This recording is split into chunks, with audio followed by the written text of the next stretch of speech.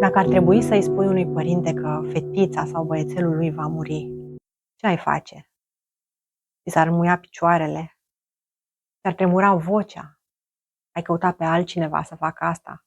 Sau pur și simplu ai păstrat tăcerea, lăsând viața să le rezolve pe toate?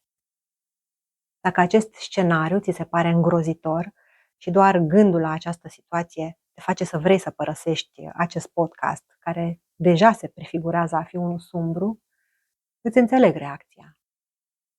Suntem făcuți să căutăm stimuli plăcuți, nu să ne provocăm suferința. Și totuși, astăzi îți spun ceva șocant. Ia acest scenariu și înmulțește-l cu 2000. Da, cu 2000. Imaginează-ți această conversație ca desfășurându-se cu 2000 de familii. Pe rând, șoc după șoc, reacții de negare, de disperare, de revoltă.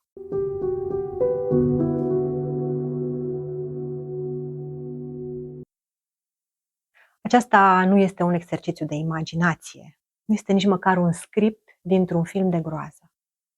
Este un episod din viața unui om real pe care îl am alături de mine astăzi la capitolul final.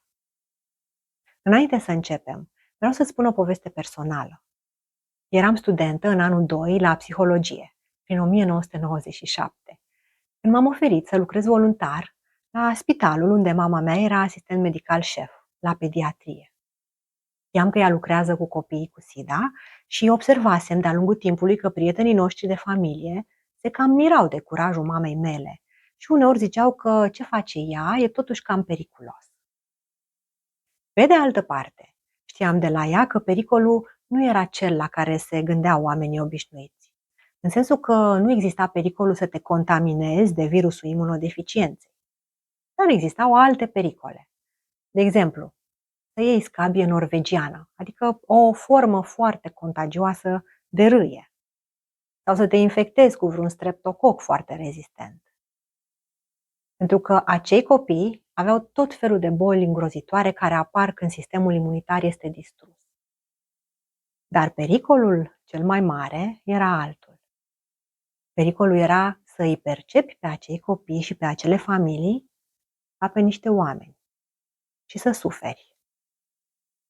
M-am rugat de mama să mă ia voluntar pe secție și ea mi-a spus că trebuie să vorbească cu șefa de secție, cu doamna doctor Mătușa. Îi știam numele acestei doctorițe de mulți ani. Mama lucrase cu ea de când eu eram mică.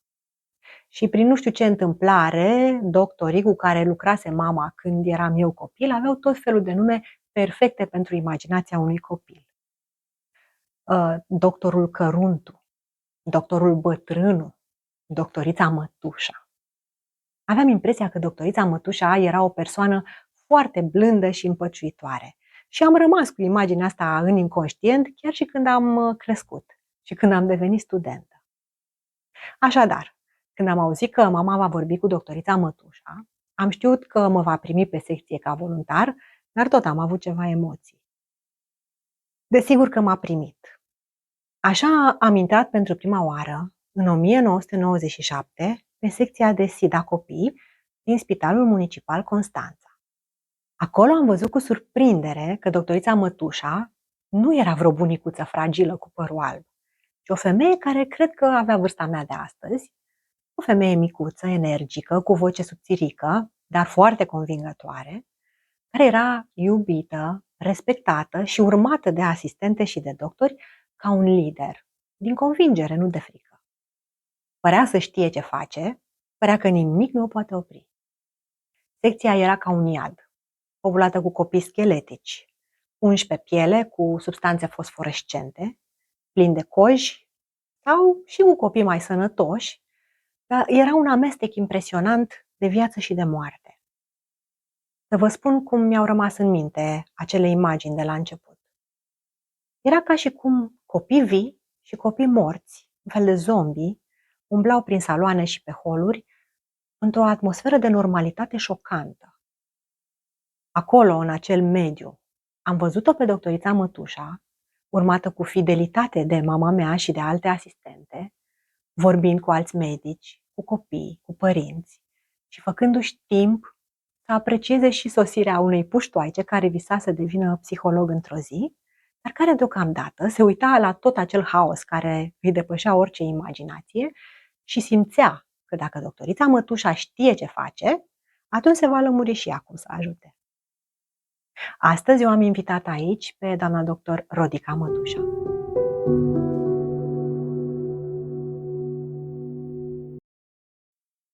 Când auziți această poveste pe care nu v-am spus-o niciodată, îmi imaginez că sunteți transportată înapoi în timp cu ochii minții. Au trecut atât de mulți ani de la evenimentele pe care le-am povestit. Sunt curioasă ce a rămas viu în mintea dumneavoastră.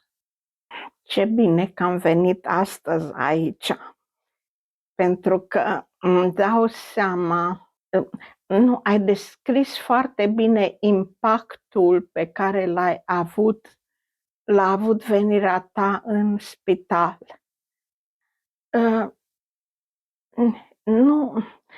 Nu știu cum să spun cât de mult a însemnat faptul că nu am fost singură toată această perioadă. Toată lumea îmi zicea că sunt singură, pentru că colegii mei nu prea se înghesuiau să îngrijească bolnavi cu SIDA. Dar în jurul meu s-a format un colectiv mic, dar care era extrem de atașat. Toată lumea din grup erau asistente, că erau îngrijitoare, erau atașate de copii, pentru că gândiți-vă că a fost un moment cu totul și cu totul aparte, acea perioadă a anilor 90, când a început infecția cu HIV-SIDA să fie în România. Constanța, sigur, a fost pe primul loc și nu prea s-a vorbit de acest lucru. De asta spun că îmi pare bine că am venit aici, că uite, acum putem să ne reamintim împreună cam prin ce am trecut. Am avut bolnavi mulți, cu vreo 2 ani înaintea tuturor celorlalte județe din țară. Au fost mulți, au fost copii abandonați. Cel mai mare grup de copii a fost acesta. Și imunodepresia, care dă numele SIDEI, s-a datorit nu numai infectării cu acest virus, ci și a faptului că copiii erau abandonați, că n-aveau familii, că trăiau de obicei în leagăne, că stăteau în pat 24 de ore din 24 fără să îi ridice cineva, sau numai când mâncau poate stăteau în șezut și nu aveau niciun fel de stimulare. Spun că Constanța a fost înaintea celorlalți, probabil și prin faptul că a fost poarta de intrare pentru infecția HIV în România. Eu nu pot să-mi explic altfel, pentru că aici era portul, era singura legătură cu lumea largă, pentru că altfel România era o țară închisă. Erau mari șantiere ale României, canalul, erau mulți veniți din toată țara care lucrau la canal, erau mulți care lucrau în agricultură, erau IAS-uri mari, era petrochimia care atunci începuse. Deci, iată care sunt niște lucruri de luat în seamă și ziceam că imunodepresia era dată nu numai de infectare, e dată de absența familiei, de frig, de mâncare nu tocmai bună, dar cel mai mult cred că a contat faptul acesta că erau copii abandonați, pentru că în spital se legau de tine, indiferent că erai doctor, că erai asistente, se legau de tine așa, considerându-te ca un fel de mamă. Și uite așa, după am avut internați și știam că sunt cu SIDA înainte de 90, din 89 încă, undeva într-un subsol al secției de psihiatrie din vechiul spital, cum se numea înainte. Nu le puneam diagnosticul de SIDA, le puneam diagnosticul de alte boli grave, pentru că nu era voie să se știe și toate fișele și confirmarea erau făcute spre Ministerul Sănătății, mai mult de Spitalul Victor Babeș, nu de către noi. Noi trebuia să trimitem și copiii, dar mai ales să trimitem sângele lor pentru a fi analizat și a fi diagnosticat. Și când spunem noi, ne referim la Spitalul Municipal Constanța. Da. Pentru că despre Constanța vorbim și mulți oameni sunt foarte curioși în legătură cu ce ar fi putut genera acest epicentru al infecției cu HIV-SIDA în România. Guvernul oficial, Ministerul Sănătății, vorbește de accident epidemiologic, dar dumneavoastră ați descris foarte bine o mulțime de factori sociali care se îngemânează, se leagă logic și duc la niște explicații care ne arată că nu este o conspirație, n-a fost o conspirație, da? Mai degrabă a fost un cumul de factori, așa pare, un cumul de factori, o furtună perfectă care a dus la infectarea mai devreme cu 2 ani și asta este susținută, mi-ați arătat înainte de discuția noastră, grafice care arată suprapunerea transmiterii hepatitei B, HIV și a transfuziilor de sânge, cu 2 ani înainte de restul țării. Erau copiii fiind abandonați, trăiau în leagăne, erau foarte deseori internați în spital, în pediatrii și acolo trebuiau să li se facă transfuzii, nu pentru că erau indicate transfuziile, erau cu anemii foarte mari, erau cu boli infecțioase, cu boli grave și aveau indicații terapeutice. Și atunci, dintr-un flacon de sânge care venea de la centru de transfuzii de 250 de mililitri, unui copil de 5 kg, că atunci așa aveau, se făceau 50 de mililitri de sânge și restul sângelui nu se arunca, se făceau la câți copii mai erau compatibili. Deci iată că dintr-un flacon de sânge infectat puteam infecta mai mulți copii odată. Pornind de la intenții bune, evident. Pornind de la intenții bune și având indicațiile respective, nu altfel. Indicația de transfuzie la un copil care avea 5 kg la vârsta de 10 luni, un an, vă dați seama că era absolut indicat să se facă așa ceva. Mai departe, după 90, au început să vină străinii, au început să fim instruiți despre ce înseamnă infecția HIV și SIDA și copiii au început să fie în acea secție mică.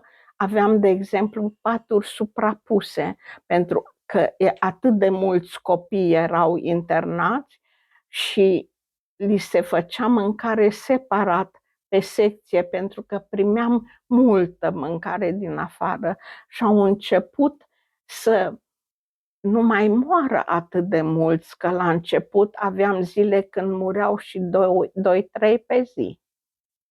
Treptat, treptat, prin buna îngrijire, prin stimularea lor, prin alimentație corectă, prin tratament corect al unor infecții pe care ei le făceau, pentru că pe vremea, la începutul, nu era terapie antivirală, adică specifică pentru acest virus, am observat că, ca și când, nu că are leac, că SIDA nu mai înseamnă chiar moarte. Și am început diferite proiecte cu extrem de multe țări, să facem case de tip familial.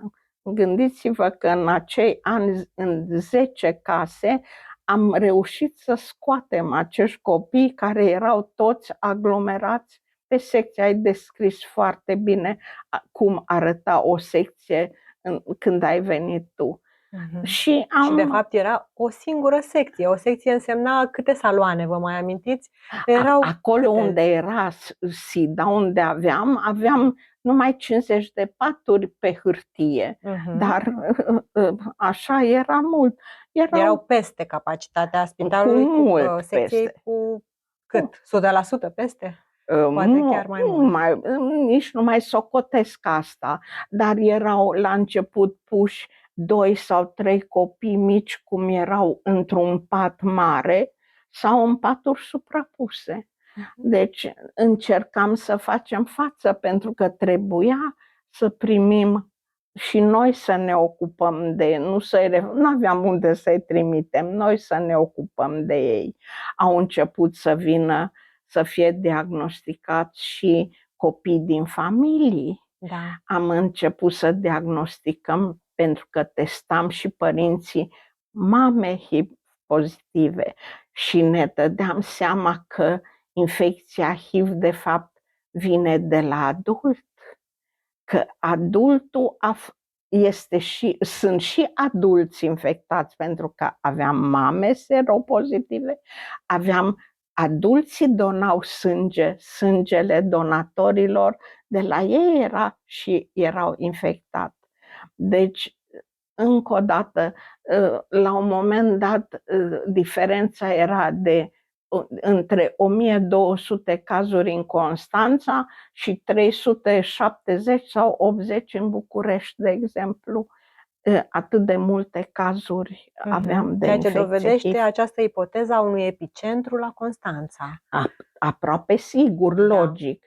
Deși s-au încercat fel de explicații, dar acest lucru s-a făcut numai cumva de la centru, din direcție, din Ministerul Sănătății.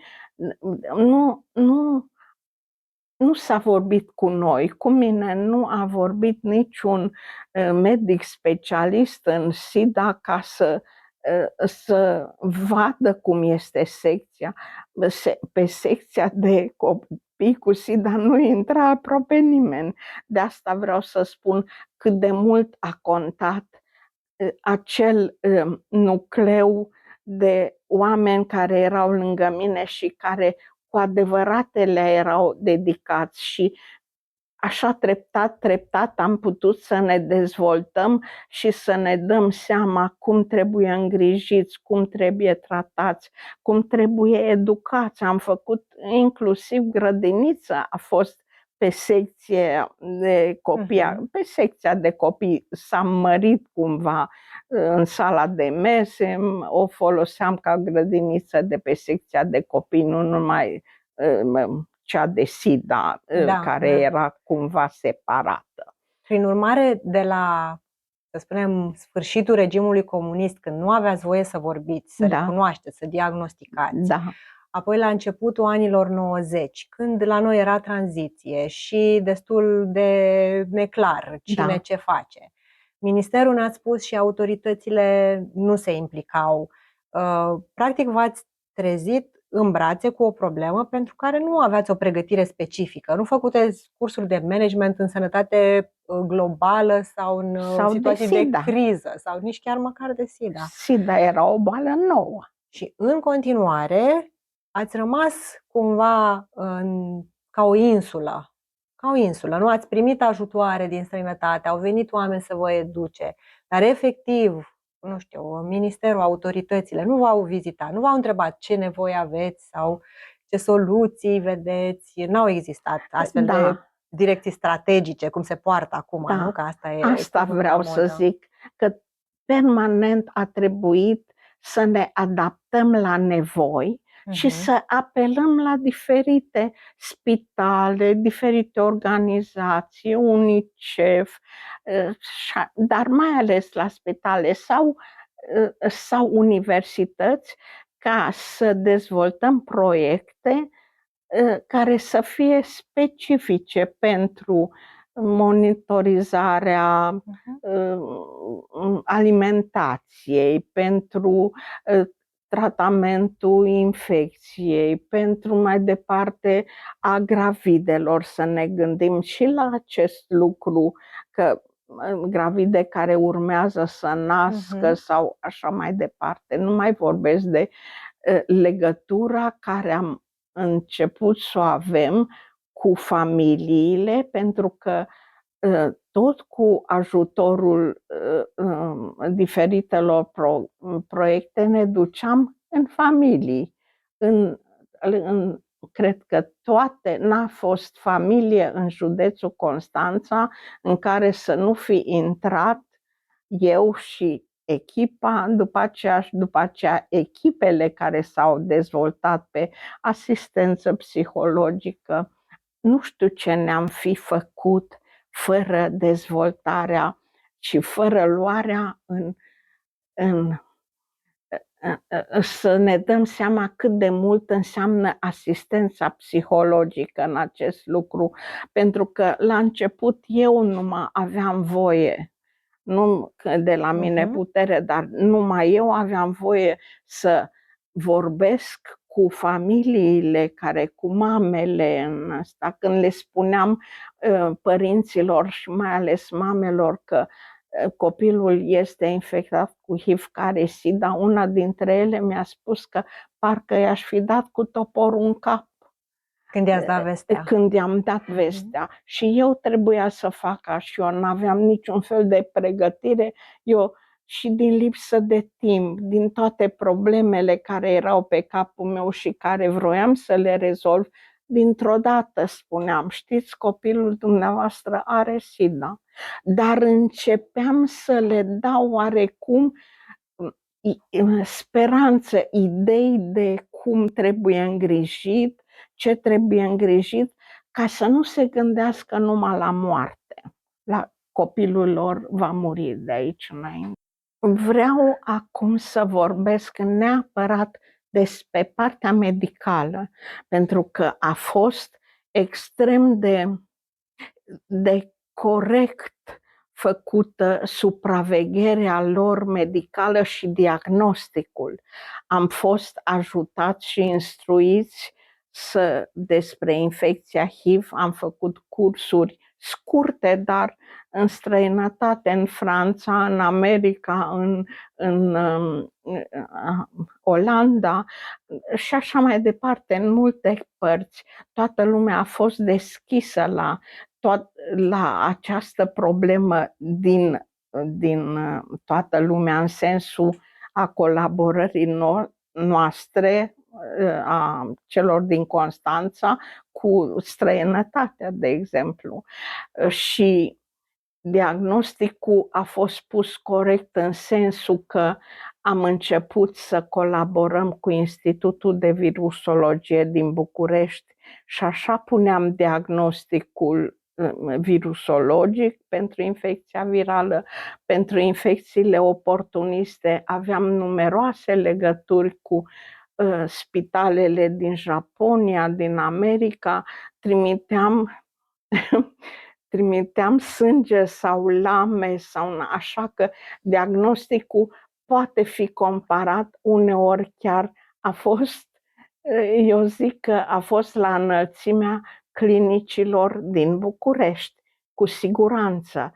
Am primit aparatură de la japonezi, de exemplu, un flaucitometru era de ultima generație pentru a urmări celulele CD4, adică vedeam cât de mare e imunodepresia, dacă scădeau mult, erau imunodeprimare severă, dacă erau normale și așa mai departe, ceea ce pentru urmărirea evoluției atunci, din punctul de vedere al laboratorului, era mare lucru. Bucureștiul nu avea așa ceva. Acum vedeți, când cineva ascultă povestea asta, își imaginează că lucrurile s-au așezat cumva de la sine. Iată, a fost acest medic care s-a trezit în această situație, după care au început să înflorească colaborări internaționale, lucrurile au intrat pe făgașul lor și a fost o poveste de succes, să zicem.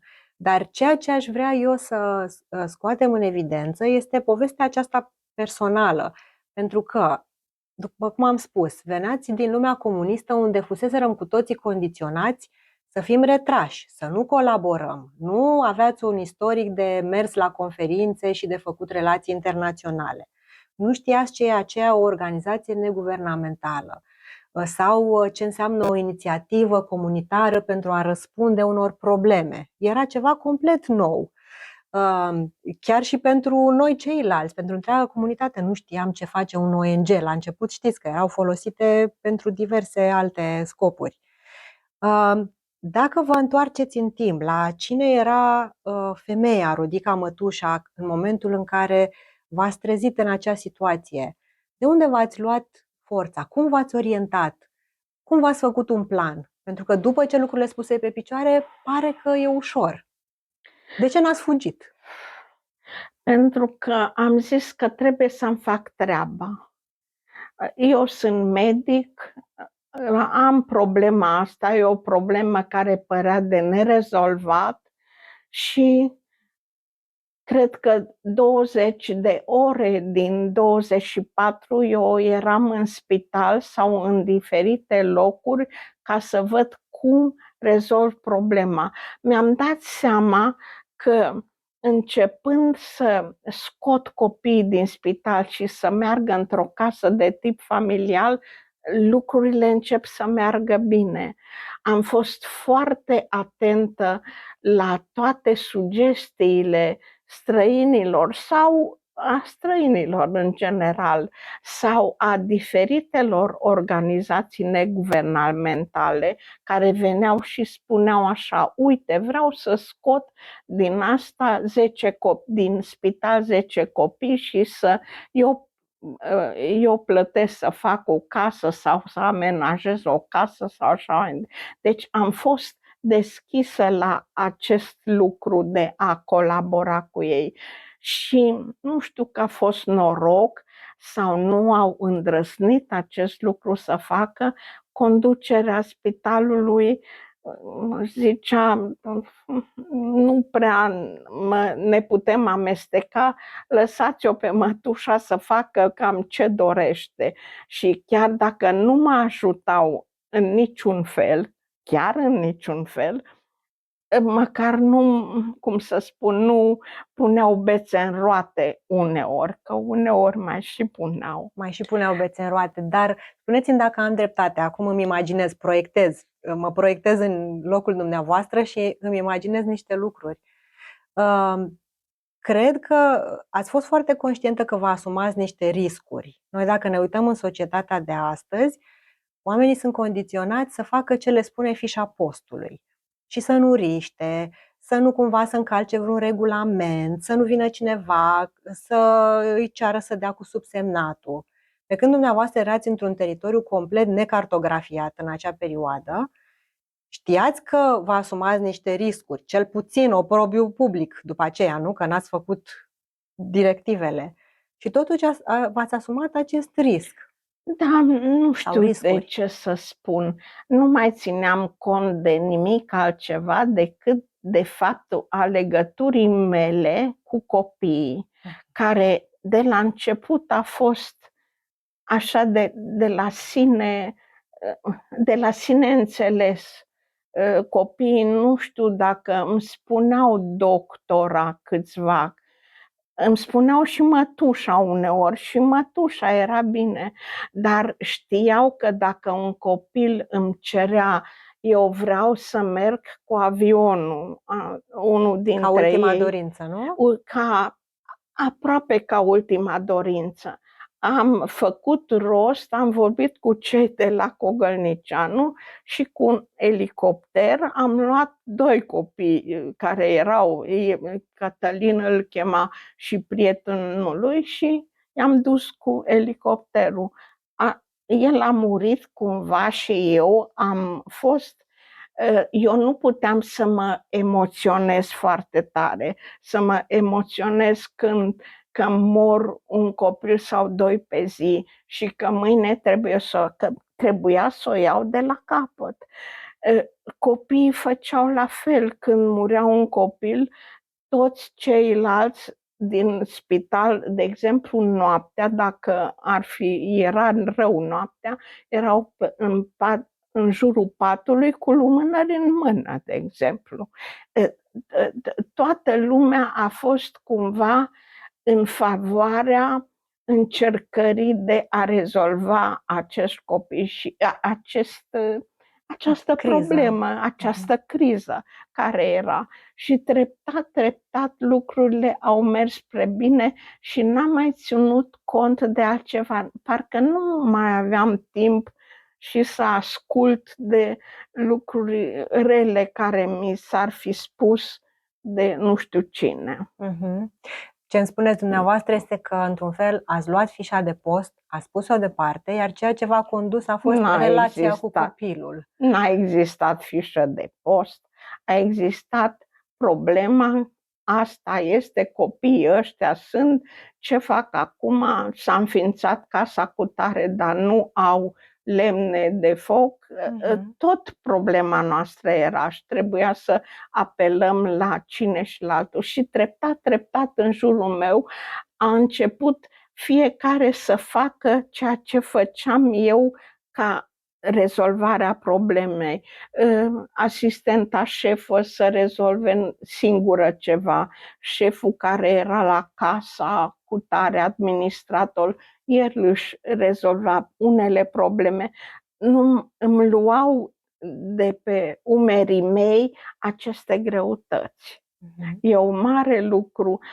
Eu atât de multă recunoștință am pentru cei cu care am lucrat.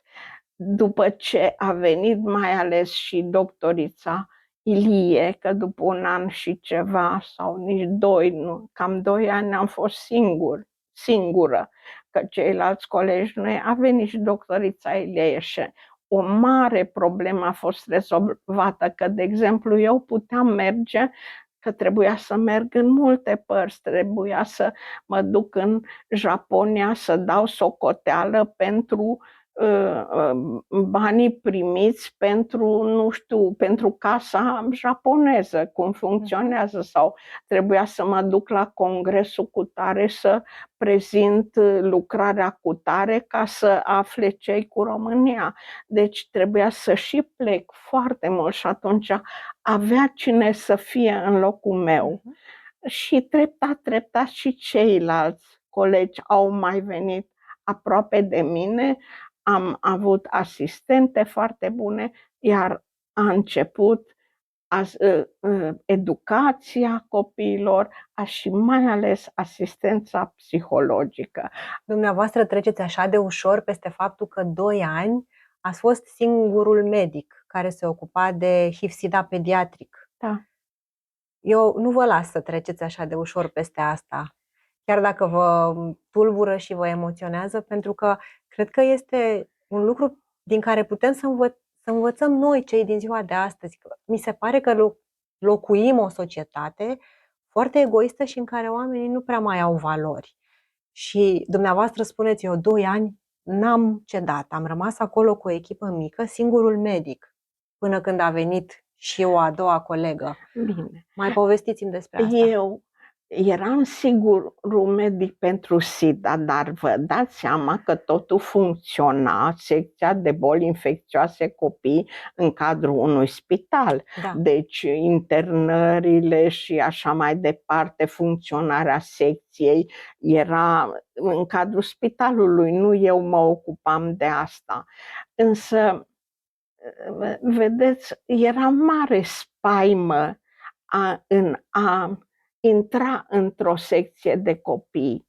Era mare spaimă inclusiv pentru părinți. De exemplu, eu observam că unele mame tindeau așa să stea departe de copii sau când îi țineau în brațe și am sărutat un copil în fața mamei și mama a rămas foarte mirată că degeaba le prezentam eu cât puteam, când aveam timp să prezint mamelor cum se transmite SIDA, că nu trebuie să se ferească de una sau de alta, că parcă trebuia să aibă un exemplu în față și mama respectivă să înceapă să fie într-adevăr iubitoare și alături de copilul ei, că ne bucuram că există și ne bucuram că erau și copii cu familii, asta era mare lucru.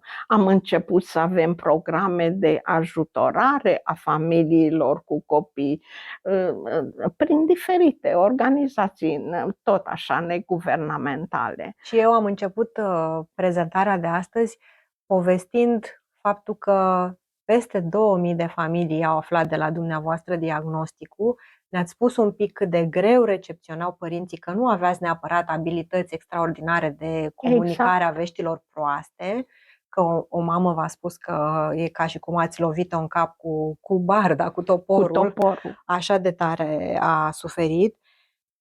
Ce ați aflat despre dumneavoastră în urma acestor 2000 de conversații, 2000 de vești proaste? Ca om, ce ați aflat despre dumneavoastră ca om? Despre ce puteți face, despre limitele dumneavoastră, despre misiunea pe care o aveți? Mi-am dat seama că pas cu pas pot face extrem de multe lucruri. Pentru că, încă o dată, nu a contat numai faptul că sunt infectați copiii, a contat faptul că i-am tratat bine, că au început să trăiască ca într-o familie, că au început să fie educați și stimulați într-un fel și asta, nu, m-am gândit exact și spuneam inclusiv, să știți că odată în Parlamentul României am spus, vă rog să nu mai considerați SIDA egal cu moarte. Pentru că treptat, chiar înainte de tratamentul antiviral specific, care a fost punctul forte al evoluției acestei infecții la bolnavi, dar mi-am dat seama cât de mult au contat și celelalte, după cum spuneam, diagnosticul și tratamentul altor boli pe care le făceam extrem de corect. Primeam medicamente specifice care până atunci nu le-am avut și care erau foarte scumpe, că nu e ușor să tratezi o tuberculoză sau o micobacterioză atipică. Asta e un fel de tuberculoză atipică pe care foarte mulți copii au, pentru că primeam medicamente, ceream medicamente și primeam medicamentele respective. Nu era, am început să tratăm infecțiile herpetice, care erau extrem de multe și extrem de grave și extrem de particulare. Să știți că Constanța și SIDA în Constanța are multe lucruri particulare și de luat în serios. Vorbeați despre colaborări internaționale. Și aduc aminte grupuri de vizitatori pe secție, medici, tot felul de specialiști, cărora le povesteați, pe care îi convingeați să contribuie cu diverse lucruri, fie materiale, fie medicamente, fie, nu știu, cu timpul lor, pentru că mulți, da, voluntarii au timp. Dar după ce plecau toate aceste grupuri de oameni, toți acești potențial parteneri, rămâneați singură cu copiii. Și, în esență, dacă e să ne gândim, HIV-SIDA a fost despre viață și moarte. Da. La început a fost mai mult despre moarte decât Da. despre viață. Vă întrebau copiii despre moarte? Vorbeați cu ei despre asta? Mai ales că dispăreau mereu copii de pe secție. Nu prea mă întrebau despre moarte, dar simțeau acest lucru, pentru că erau mulți copii, de exemplu, într-un salon și se știa că, uite, copilul cutare urmează să se sfârșească și ei simțeau acest lucru și erau cumva, se comportau cum mă comportam și eu, erau alături de el și atunci parcă știam că toată lumea a făcut tot ce se poate pentru acest copil. Nu știu dacă v-ați dat seama sau poate ați făcut-o instinctiv, e faptul că, deși nu aveați conversații nemaipomenite sau nu veneați cu explicații sau cu povești religioase sau cu alte lucruri de felul ăsta, ceea ce transmiteați în permanență împreună cu copiii era că nu o să fii singur la final. Da. Din un fel păcate, de trecere, să zicem. Din păcate, că ai spus de religioase, da, n-am avut religia n-a fost de partea noastră și eu, trăind în perioada în care am trăit, nu eram o persoană religioasă. Copiii nu mi-amintesc să se fi rugat prea mult copiii, deși pentru lumina era importantă, să fie un copil când moare cu lumină lângă el și să fie alții, nu să moară în somn sau era înconjurat întotdeauna de alți copii. Da, lucru foarte important este acela că am luat în serios proiectele realizate cu străinii. N-a fost numai problema că vine un străin cu un camion cu mâncare și le dă și s-a terminat. Cu toată lumea am realizat niște proiecte, învățând și de la ei și așa, învățând și noi, apropo de organizații neguvernamentale, ca să corespundă nevoilor. Avem nevoie de medicamente, facem asta. Avem nevoie de monitorizare acutare, facem asta. Trebuie să luăm legătura cu Institutul Virusologic, facem asistența psihologică, asistența socială, Direcția de Protecție a Copilului. Deci am început să mergem în mai multe părți, neconsiderându-ne numai doctori.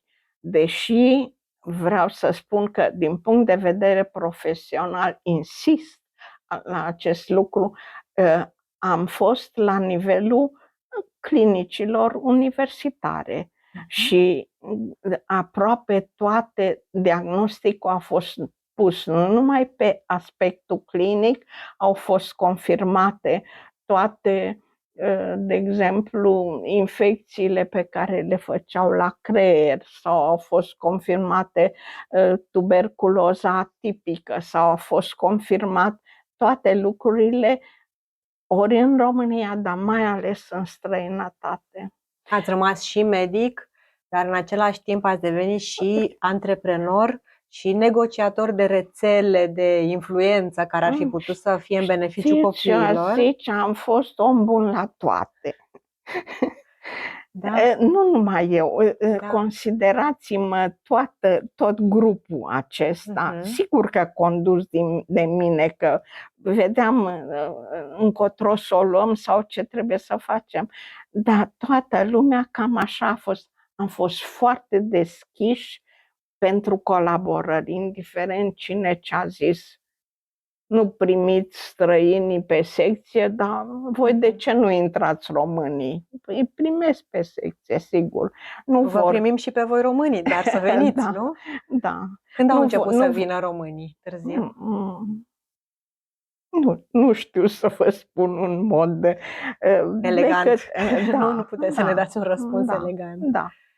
Au venit cei care au fost încă o dată, cum ați fost voi, cum au fost japonezii, cum au fost în multe țări, că vedeți, fiecare casă de tip familial a fost a norvegienilor, a japonezilor, a americanilor, de nu știu unde. Era sub patronajul lor financiar, nu? Și cu personal, unele dintre ele și cu personal, cu personal din România, dar plătit de ei. Da. Da. Da. Așa au funcționat toate lucrurile. Și luându-mi mie de pe că la început eu trebuia să spun încă o dată să aduc lemne sau să plătesc gazul la Casa Speranța dar au început să fie administratorul responsabil și ei să-și rezolve toate problemele de funcționare ale Din povestea pe care ne-o ziceți, ne spuneți că la Parlament v-ați dus odată și ați zis că să nu mai zicem că SIDA egal moarte. Am senzația că dumneavoastră n-ați crezut niciodată în echivalența asta. Poate că la început v-a șocat.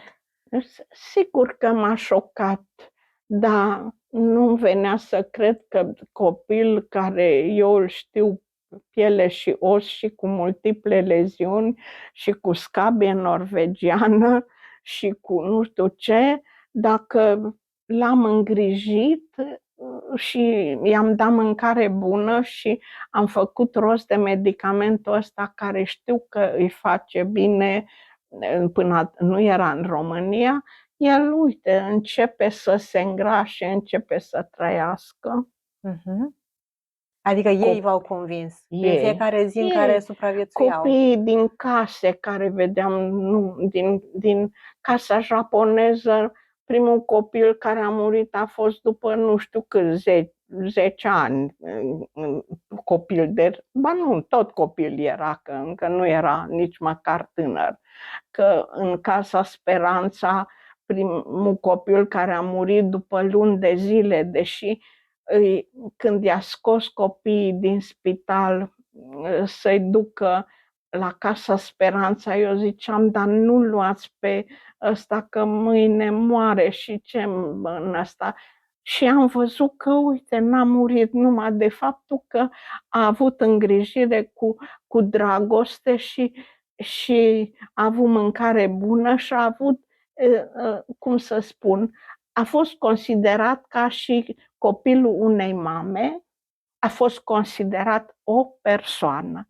Că până atunci poate erau numai un număr de copii, dar când a început să fie considerat fiecare copil cu personalitatea lui, cu bolile lui, cu tot ce ține de el, o persoană, a fost mare lucru. Și să înțeleagă toată lumea că ăsta trebuie să fie comportamentul. Societatea noastră astăzi fuge teribil de ideea asta de boală, de moarte, mai ales când vine vorba de a discuta public despre ce trebuie să discutăm în legătură cu astfel de subiecte neplăcute. E o negare, asta este clar, că e o negare. Vă întreb pe dumneavoastră care aveți atâta experiență, ne-ar ajuta să vorbim mai mult despre boală și despre moarte, mai cu sinceritate, mai devreme? Bineînțeles, este calea de urmat, pentru că eu nu știu multă psihologie, dar cred că așa trebuie început. Să se vorbească tot timpul până când, știți, până când îți vine să zici, da, nu mai tot vorbi atâta despre SIDA, dar la un moment dat o să-și dea seama că, uite, fiindcă am tot vorbit despre SIDA, el va avea, persoana respectivă, un alt comportament sexual. Nu va avea relații fără să se protejeze, de exemplu, sau că SIDA nu se transmite, infecția cu HIV nu se transmite, că îl ating, că pot intra în colectivitate copiii și așa mai departe. Cu cât ești mai mult expus la un subiect, cu atât își pierde puterea, nu? Asupra ta, Sigur. de fapt. Acum, sigur că ne-a zis că era copil după copil care dispăreau din secție. Și eu mi-amintesc că, nu știu, mă jucam cu unul dintre copii, venea sfârșitul de săptămână și când reveneam aflam că a decedat. Și era surprinzător, adică era fragil, dar pe de altă parte erau cazurile inverse, despre care ziceai, Doamne, mâine nu o să-l mai văd pe copilul ăsta, și el continua să aibă putere, să vină la tine, să bată la ușă și să-ți ceară să îl bagi în seamă, să te joci cu el. Așa. Practic era, nu știu, un fel de... Nu știai ce o să găsești niciodată când venea iar la dimineața. Cred că nici dumneavoastră nu știați pe cine găsesc în viață, pe cine nu găsesc. Cum ați reușit să vă adunați de fiecare dată, fără să deveniți o persoană cinică, fără să fiți amară, fără să, nu știu, pur și simplu, fără să vă puneți așa o armură și să vă... Nu știu ce să spun, așa a fost felul meu. Și, vedeți, era mare lucru când eu veneam la spital și, de exemplu, Elvis venea fuga la mine, intra în cabinet și se așeza pe un fotoliu acolo, adică pentru el era...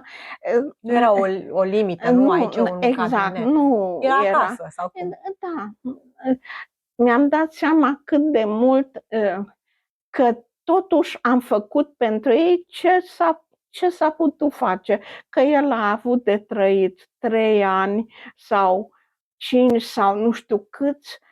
Eu am făcut tot binele toată lumea a făcut tot binele care s-a putut face. Adică îi tratați ca pe niște copii cu demnitate, nu? Exact, ca o persoană. El este Elvis și celălalt, cu unul am pățit, apropo că era obișnuit că trebuie să mănânce sau și mâncau orice, nu știau că nu au voie să arunce mâncare. Și eram într-un restaurant în Japonia, de exemplu, și a venit ospătarul și pe platou avea așa, rămăsese o felie de pâine și nu știu ce mai era ceva acolo. Și când a văzut, a sărit, s-a speriat, a luat asta și imediat a mâncat-o. Felia de pâine și ce bucățică aceea care mai... Pentru că pentru el asta însemna că nu e voie să arunci mâncare. Mă întorc tot timpul, încerc să folosesc experiența dumneavoastră de viață în lucruri pe care cei care le ascultă le pot pune în contextul vieții lor. Și, repet, pare că la un moment dat când te uiți așa, pare că a fost ușor. Adică a fost o perioadă grea și după aceea lucrurile s-au așezat și au început să apară parteneriate și finanțări. Pe de altă parte, eu, pentru că am avut acest privilegiu să fiu o vreme bună alături de dumneavoastră, am văzut că n-a fost niciodată ușor, n-a fost nicio perioadă de respiro complet. Niciodată n-a fost ușor. Și mai mult decât atât, când ați început să aveți o imagine publică mai bine definită și să fie recunoscut Centrul de la Constanța ca un model de bună practică, pentru că a fost în 2001 deschis Centrul de Copii Româno-American, tot datorită unui parteneriat unic pe care l-ați creat mai întâi la nivel personal, uman, cu profesorul Mark Klein și după aceea ca un parteneriat formal, a apărut Centrul de Excelență, au început să apară și, să spunem așa, nu neapărat competitori, dar oameni din domeniu care începeau să aibă ceva notorietate și care au început să observe că succesul ăla de la Constanța e un succes cu care ne putem mândri la nivel internațional, dar la nivel local nu prea ne place, ne deranjează puțin. Adică, ce încerc eu să spun este că povestea aceasta cred că scoate în evidență un mod în care e structurată gândirea noastră post-tranziție de societate, nu? Vrem ca cineva să scoată piatra fierbinte din foc, dacă se poate, fără mâna noastră. Vrem să fie rezolvată problema, dar după aceea, dacă persoana, serviciu, centrul primește recunoaștere, pare că nu suntem și noi printre cei care sunt alături și aplaudă și spun good job, cum spun americanii, că am tot zis de americani. La noi nu avem cultura lui good job și mi-asum când spun asta, nu avem cultura lui good job, o treabă bine făcută. Nu, da, nu știu ce să spun. Sunt multe lucruri.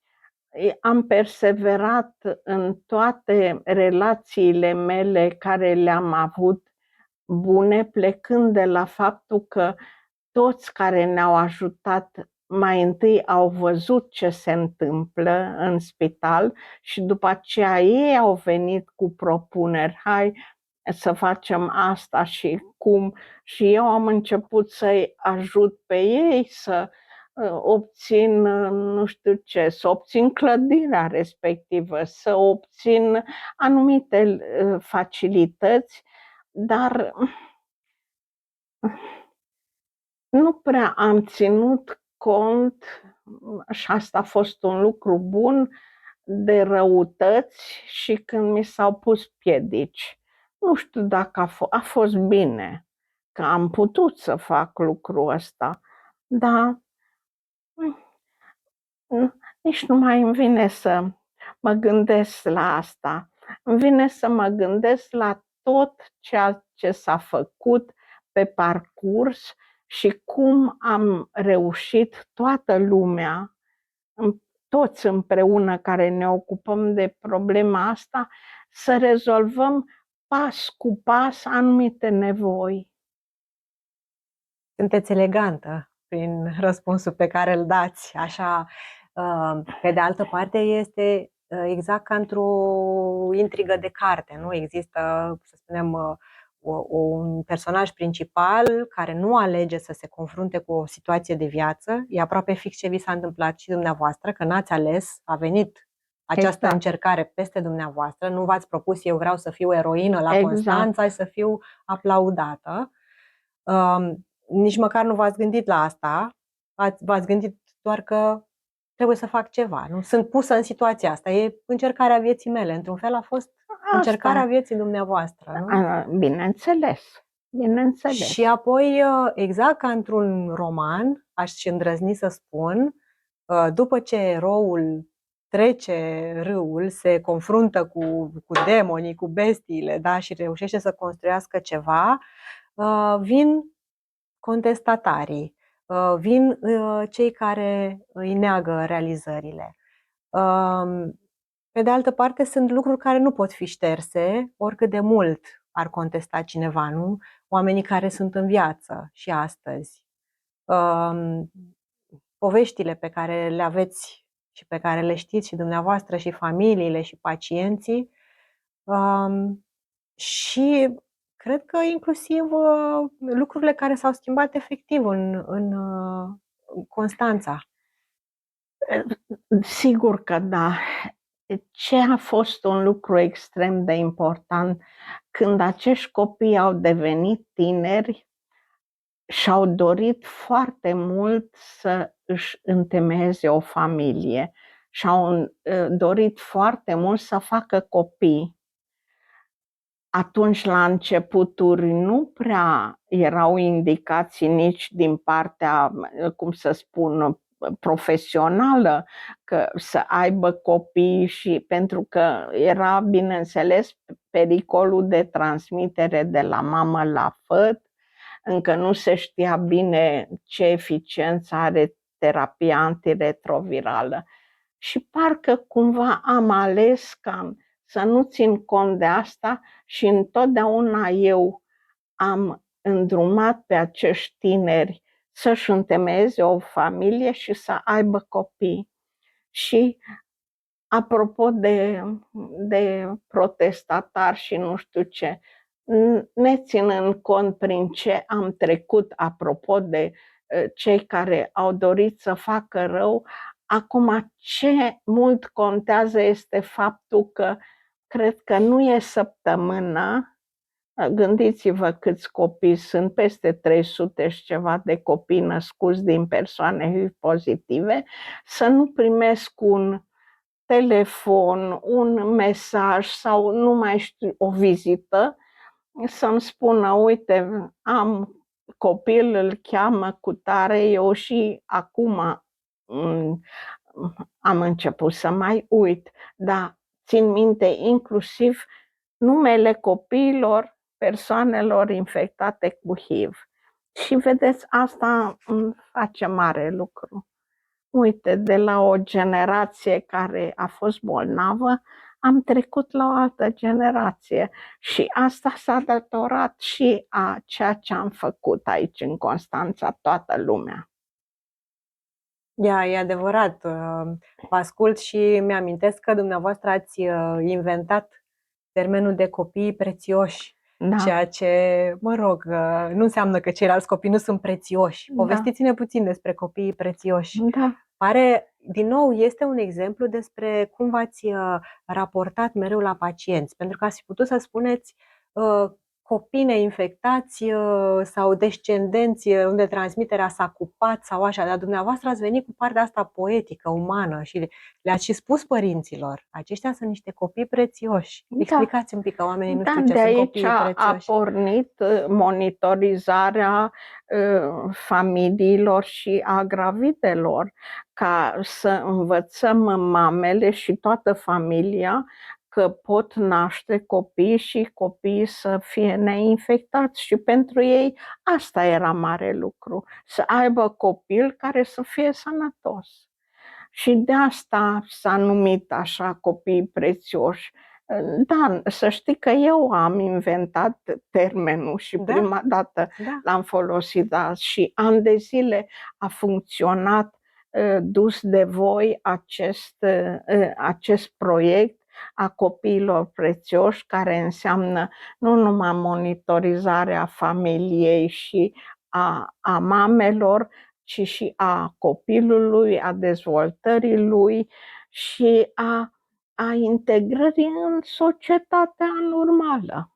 Da, vedeți de ce îmi place mie acest termen? Pentru că dacă ar fi fost o strategie a Ministerului Sănătății, s-ar fi numit Strategia Națională de Prevenire a Transmiterii Infecției cu HIV de la mamă la copil și așa mai departe, și ar fi avut obiective strategice aliniate cu Uniunea Europeană și așa mai departe. Și dumneavoastră ați reușit cu două cuvinte poetice să explicați și familiei, și comunității de medici, și psihologilor despre ce trebuie să fie proiectul ăsta, adică să fie o viziune comună.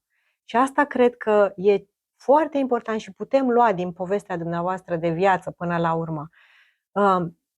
Trebuie să dai la o parte toate lucrurile, toate tinichelele astea, toate cuvintele de lemn, toate șabloanele, chiar dacă ești medic și ai o formare rigidă și specifică, și să vii cu o viziune, pentru că viziunea după aceea trage după ea o grămadă de lucruri și au tras familii întregi, nu? După aceea programe, finanțări s-au transformat în realitate. Da.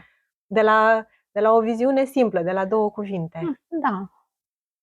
Încă o dată, păstrând tot timpul legătura între noi și ei, cei cu problemele respective, cunoscând toate aspectele, nu numai partea medicală, așa au mers toate lucrurile mai departe. Avem o experiență cu totul aparte, pe o perioadă lungă, pe un număr extrem de mare de persoane infectate HIV, nu numai copii, vorbesc acum de persoane infectate HIV, încât nu știu dacă n-ar trebui să facem ceva. În ce sens? De unde se iau în momentul de față informațiile despre infecția HIV-SIDA? Online se iau, nu? Mai citește cineva ceva sau nu prea se mai transmit altceva decât niște lucruri senzaționale legate de SIDA. Da, așa e. Ghidurile sunt rar consultate, chiar dacă sunt aduse la zi periodic, dar nu reprezintă sursa de referință. Dar ghidul e un ghid. Da. Dar se pune problema în a avea ceva de referință. Eu când mă gândesc nu la studenți, mă gândesc la specialiști în SIDA. Specialiștii în SIDA trebuie să aibă o monografie de referință. Acest lucru Constanța l-ar putea face extrem de bine și eu nu știu dacă nu ar fi extrem de util cu o descripție foarte largă, cu totul altfel arăta infecția HIV în 90, în 80-90 și toate infecționiștii care au lucrat își aduc aminte de acest lucru. Cu totul altfel sunt bolile pe care le fac acum infecția cu HIV, cei infectați cu HIV. Deci, pe o perioadă extrem de lungă pot fi văzute cum a evoluat sindromul de slăbire, că atunci era nu știu cum, că acum nu prea mai este sau dacă este datorat tuberculozelor rezistente sau așa mai departe. Deci ar trebui să se unească, să fie un colectiv coordonat care să pună aspectele medicale, să pună asistența psihologică, pentru că voi ați avea foarte multe legături de făcut între partea medicală și în asta, nu numai cum dezvălui diagnostic sau că ce fac în caz de moarte sau doliu sau nu știu ce, ci în foarte multe alte lucruri legate de bolile cu transmitere sexuală și așa mai departe. Foarte multe lucruri am avea aici la Baylor, profesionistul să facă legătura cu cabinetele care au funcționat și să văd cât de multe, nu știu ce, leziuni orale și de care am avut, ce e cu HPV-ul, ce e cu afecțiunile ginecologice, cât de mult, că acest lucru alte centre nu le au. Asta spun cu siguranță, chiar dacă nu mai sunt la curent cu situația de azi. Nimeni nu cunoaște mai bine evoluția hepatitelor legate inclusiv de infecția cu HIV, decât cunoaștem noi în Constanța. Nimeni nu cunoaște mai bine cum îmbătrânește un infectat cu HIV. Nimeni nu are informații despre menopauză, de exemplu, în asta, pe când noi avem și s-ar putea face un lucru foarte bun. Asta ar fi, și mi-ați mai spus și când am mai avut noi discuții în particular, ar fi un vis al dumneavoastră, ar fi o încheiere frumoasă într-adevăr o încheiere a acestei istorii unice a unei boli în România. Cred că logică ar fi încheierea. Și din păcate, spun iarăși din păcate, momentul între ceea ce spuneți dumneavoastră că ar fi firesc, logic, un efort colectiv, de fapt acum nu mai e vorba despre o moștenire personală a doamnei doctor Mătușa. Ar trebui să fie o moștenire profesională a unui colectiv, a Constanței. Comunitatea noastră să se mobilizeze, medicală, autorități, finanțatori locali. Și spun din păcate pentru că Anul 2025 a fost un moment de inflexiune foarte complicat pentru finanțări legate de HIV-SIDA și pentru proiecte de sănătate în general. Centrul de excelență pe care l-ați inaugurat în 2001 a fost efectiv lăsat fără finanțare. Toate eforturile noastre către autorități locale, primărie, consiliu, județean și așa mai departe, nu s-au materializat. Toată lumea, sigur că ne admiră, ne privește cu înțelegere, dar fără niciun fel de sprijin real. Și un al doilea motiv pentru care v-am invitat aici, sigur, primul a fost cel pentru că era important să fie auzită povestea dumneavoastră, este și acesta, pentru că o poveste care nu are încheiere și nu este asumată de comunitate, nu este interiorizată, pare că se pierde, da? E ca apa care se duce pe sub un pod. Și mi-aș dori tare mult să existe o mobilizare la nivel local, într-adevăr să se vadă care este prețul acestui efort, acestei istorii, acestei munci, în așa fel încât să se păstreze povestea. Constanța are cu ce și nu numai Constanța, România are cu ce să folosească viitorului, exact. Să previi o recrudescență, că nu, revenire nu, o recrudescență, să privești exact cum trebuie privit viitorul din punctul de vedere, de exemplu, a bolilor cu transmitere sexuală. Încă este o problemă și chiar dacă acum să spunem că e într-o perioadă de platou și pare că HIV-SIDA nu mai e o problemă de sănătate așa trebuie să fie prin tot ce s-a făcut, dar nu că dispare. Nu o să dispară. Și e posibil ca peste un număr de ani, dacă închidem ochii și lăsăm ca lucrurile să intre așa în sistemul obișnuit de îngrijire, eu am această convingere că infecția cu HIV-SIDA se va întoarce în comunitate dacă noi lăsăm aceste programe să se disipeze și să fie lăsate doar în sistemul mare.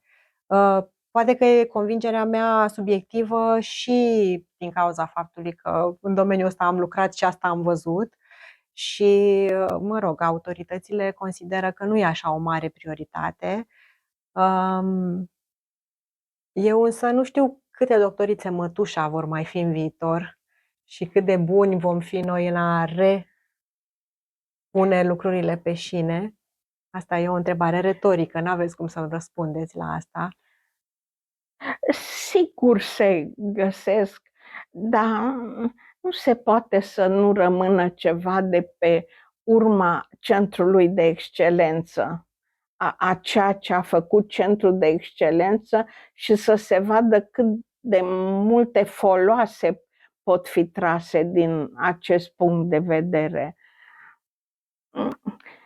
Mai greu întotdeauna să convingi autoritățile, dar atunci când e vorba nu atât de viață și de moarte, ci de relațiile dintre oameni, de boli cu transmitere sexuală, că doar vorbim de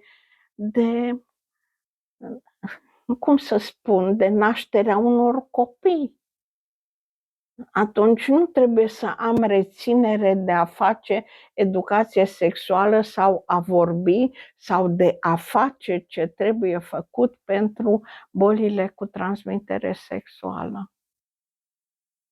Mă întorc la valorile dumneavoastră personale, pentru că e clar că ați avut toată viața o cârmă personală pe care v-a ajutat să țineți direcția. Cum definiți bunătatea și mai ales după ce ați văzut atâta suferință în viață? Bunătatea înseamnă să faci ceea ce ești învățat să faci și să nu te gândești niciodată că ar trebui să faci cuiva rău. Și atunci poți fi considerat un om bun. Eu am deschis podcastul povestind despre dumneavoastră când erați cam de vârsta mea și aveați altă culoare a părului, altă putere, alt trup. Acum sunteți la vârsta senectuții, cum se spune elegant. Ce vârstă aveți acum și cum e să trăiți această vârstă, doamna doctor? Am 83 de ani și încerc să fiu activă cât pot, să fiu la curent așa cu problemele în general de sănătate, dar mai ales cu cele de boli infecțioase și chiar că sunt la curent cu ele, nu numai pe SIDA, din ce pot, că nu mă duc în biblioteci sau n-am foarte multe, cum se zice, mijloace de a obține informații. Da, îmi ajung atâta cât sunt. Și mă uit la Jocurile Olimpice, de exemplu, așa că Deci v-ați păstrat curiozitatea pentru tot ce e nou. mi-am păstrat, da. Și asta e un lucru foarte bun. Chiar dacă cu sănătatea nu stau bine, dar parcă atunci nici nu mai țin cont de asta când mă uit la finalul de la schi alpin. Uitați de vârsta Da. în momentele astea. Da, e rău că ești singur, dar am vecini buni, familia lărgită a mea e departe, dar sunt în legătură zilnică cu ei. Încerc să-i ajut să-și rezolve și ei problemele, mai ales cele medicale, așa că, uite, pot să zic că nu mă plictisesc. Dar viața v-a mai încercat odată când ați ieșit la pensie și când trebuia să fiți și dumneavoastră în sfârșit să vă trageți sufletul, ați rămas fără jumătatea dumneavoastră. Da. Și asta a fost ceva greu de A fost dus. greu pentru că eu nu știu, alte persoane, sigur că fiecare persoană e unică, dar eu parcă nu-l pot înlocui pe bărbatul meu și atunci asta e. Așa trebuie să-mi construiesc toate legăturile mele, fără a mă gândi altfel. E un lucru important ăsta legat de cum trăiești vârsta senectuții în limitele astea noi, care sunt în afara controlului nostru. În primul rând îi sfătuiesc să nu se plângă atâta, că nu rezolv nimica cu a privi negativ, rău totul. Chiar dacă ești la vârsta înaintată, ai probleme medicale, ai probleme de sănătate, cu siguranță că fiecare are, da. Sunt așa zisul optimist, deși nu sunt optimistul ăla adevărat optimist. Sunteți optimistul educat, care s-a autoeducat, uite, e bună, da, e bună observația. Asta e. O să vă spun ceva ce am reținut eu din scurtele mele lecturi din filozofie. Kierkegaard zice că ne trăim viața privind înainte și o înțelegem privind-o înapoi. Și nu întâmplător v-am dus cu discuția la vârsta asta, la vârsta senectuții, pentru că când erați tânără, n-ați avut de ales, dar v-ați trăit viața privind înainte, v-ați trezit în această situație, cu această încercare, ați făcut ce a știut dumneavoastră, fără prejudecăți, N-am avut de ales, N-ați avut de ales. Dar acum sunteți la vârsta asta, aveți părul alb, aveți și timp să judecați lucrurile, să lăsați să se decanteze și sunt foarte curioasă cum se așează înapoi lucrurile în povestea aceasta de viață a omului numit Rodica Mătușa. Aș vrea tare mult să ajut la a face ceva ca să nu se piardă o experiență a unui colectiv de oameni, că a fost un colectiv. Eu am fost legată de voi, de ei, de toată lumea și e păcat să nu încă o dată să se piardă experiența pozitivă a acestui lucru. De aceea vorbeam de carte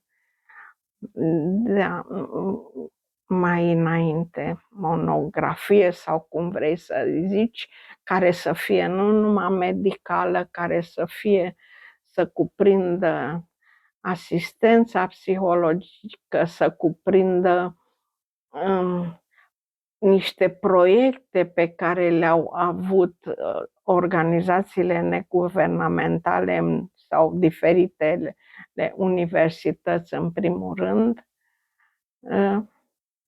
Deci cumva să rămână de pe urma mea cumva ceva, deși încă o dată eu mă regăsesc și sunt un fel de alinare, acești tineri care acum au copii și care sunt sănătoși și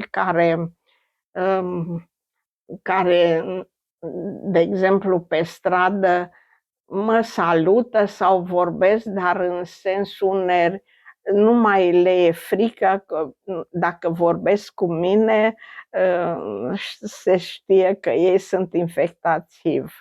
Dar totuși au acest curaj să vină cu copiii la mine și să mi-l prezinte pe Rareș sau pe Bogdan sau pe Ana Maria. Da?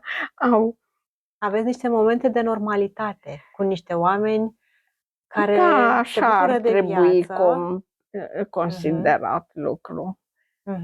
Da, Dintr-un anormal extrem, da, ajungeți să vă bucurați ca o mătușă, îndrăznesc să spun așa, de niște momente de normalitate. da, cu să nu niște mai foști considerăm pacienți. ceva, cum spuneam, de senzațional sau de nu știu cum, să considerăm o normalitate, că s-a ajuns la normalitate.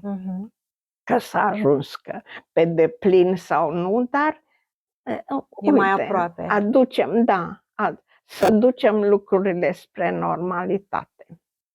Și așa cum ați inventat titlul acela de Copiii prețioși, vă dau o temă așa pe nepusă masă. Dacă ar fi să dați un titlu unei cărți despre viața dumneavoastră, ce titlu credeți că s-ar potrivi? Nu știu. Alături de ei, aș zice, că ei sunt cine sunt, dar am fost alături de cineva și de mulți. Cred că e un titlu scurt și foarte cinstit, de fapt despre ce face viața să merite să fie trăită. La final, poate că nici titlurile, nici premiile pe care le-ați primit nu sunt atât de importante decât moștenirea aceasta pe care o lăsăm, nu? Dacă oamenii se gândesc la noi cu plăcere, cu inima bună sau pur și simplu încercând să ne scoată din minte. Da. Și foștii colaboratori, să știți că mă contactează exact cu problemele care le-au, dacă au niște probleme de sănătate sau de alt fel de familie, e mare lucru să mă caute japonezul care să mă întrebe să mă operez de inimă sau nu. Deci vrea părerea mea. E mare lucru să mă întrebe cel din Franța că de ce nu, sau ce face cu tare din Italia, ce face cu tare copil care a fost tratat și în Italia prin relațiile noastre între copil infectativ și să mă întrebe de el. Deci sunt lucruri care acum oamenii privesc spre trecut, dar vedeți ce lucruri profunde, că sunt legături profunde acestea pe care le-am avut cu ei. Și pe care le simt ei în continuare. Da. Da, da. E sigur că povestea aceasta cu HIV e unică, irepetabilă, viața dumneavoastră e unică, irepetabilă. Pe de altă parte, alți medici tineri care poate se vor confrunta, nu, cu situații asemănătoare. Chiar și COVID-ul a fost, în ultima instanță, o astfel de încercare. Nimic n-a mai fost ca acea pandemie. Da, a fost similară. A fost și de ei. similară. Da. Ce credeți că ar putea să ia, nu neapărat ca sfat, dar ca idei de cum să devii un medic mai bun? Eu nu dau sfaturi tinerilor și în asta, dar ei singuri își dau seama că, cunoscând anumite lucruri,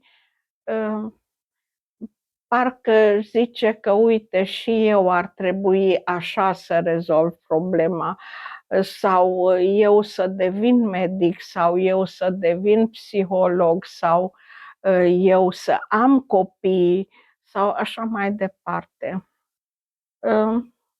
Da, felul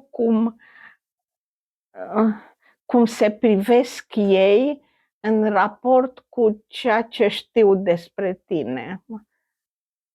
Dacă îi poți influența într-un fel, asta e bine. Ne-ați spus cu multă sinceritate multe lucruri și mulțumesc că ați ales să fiți vulnerabilă până la urmă în fața unor necunoscuți, nici eu nu știu cine ne va privi. Rămâneți în continuare o inspirație pentru noi toți și cel puțin echipa de aici de la Baylor, sigur oamenii de aici sunt oameni mai buni pentru că au lucrat cu dumneavoastră și v-au cunoscut. Și mulțumim tare mult pentru efortul de a fi astăzi aici și pentru deschiderea de a povesti niște lucruri care cred eu că merită cunoscute, indiferent ce va fi cu centrul de excelență, cum va arăta programul în viitor. Sunt niște evenimente care s-au întâmplat în mod real și pe care e bine să le păstrăm, să le conservăm din gura celor care le-au trăit. Asta ne-am dorit să facem cu acest podcast astăzi, să povestim și să păstrăm o realitate așa cum a fost ea, fără să fie spusă de intermediari, fără să fie interpretată. Vă mai las să faceți dumneavoastră încheierea. Eu n-am decât să vă mulțumesc că m-ați făcut să mă simt bine. Asta e ușor. E ușor să fim oameni buni în prezența dumneavoastră. Da. Să încercăm să vorbim cu ceilalți, cu infecționiștii și cu psihologii și cu cei din toate departamentele în care e implicat Baylor, să încercăm, poate reușim să scoatem ceva. Deși eu nu mă mai pot pune în postura de a coordona acest lucru în niciun caz, dar cred că în fiecare sector aș avea multe lucruri de adăugat sau de spus dacă mi s-ar cere. În mod cert, între concursurile de schi. Da, inclusiv. Mulțumim foarte mult, doamna doctor, și mulțumim că ne-ați urmărit. Sperăm că această ediție să fi fost o lecție de viață și o lecție de umanitate.